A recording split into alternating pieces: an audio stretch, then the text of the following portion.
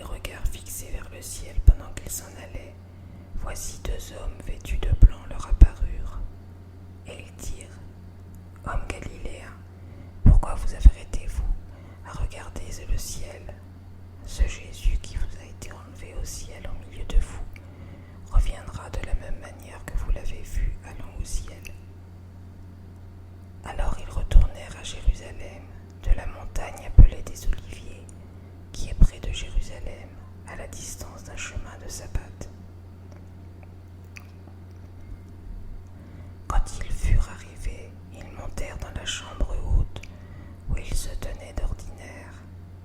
C'étaient Pierre, Jean, Jacques, André, Philippe, Thomas, Barthélemy, Matthieu, Jacques, fils d'Alphée, Simon le Zélote et Jude, fils de Jacques.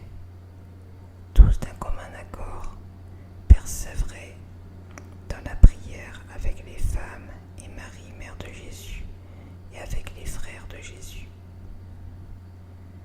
Matthias élu apôtre en remplacement de Judas. En ces jours-là, Pierre se leva au milieu des frères. Le nombre des personnes réunies était d'environ 120. Et il dit: Hommes frères, il fallait que s'accomplisse ce que le Saint-Esprit dans l'Écriture a annoncé d'avance par la bouche de David au sujet de Judas, qui a été le guide de ceux qui ont saisi Jésus. Il était compté parmi nous et il avait pris part au même ministère. Cet homme ayant acquis un champ avec le salaire du crime est tombé, s'est rompu par le millier du corps et toutes ses entrailles se sont répandues. La chose a été si connue de tous les habitants de Jérusalem que ce chant a été appelé dans leur langue Akeldama, c'est-à-dire chant du sang. Or, il est écrit dans le livre des psaumes que sa demeure devienne déserte et que personne ne l'habite. Quelqu'un d'autre prenne sa charge.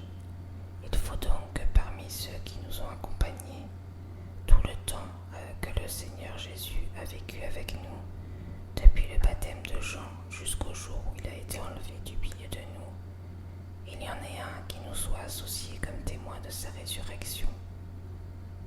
Ils en présentèrent deux: Joseph, appelé Barsabas, surnommé Justus, et Matthias. Puis ils firent cette prière: Seigneur, toi qui connais les cœurs de tous, désigne lequel de ces deux tu as choisi, afin qu'il ait pris part à ce ministère et à cet apostolat que Judas a abandonné pour aller en son lieu. Ils tirèrent au sort, et le sort tomba sur Matthias, qui fut associé aux 11 apôtres.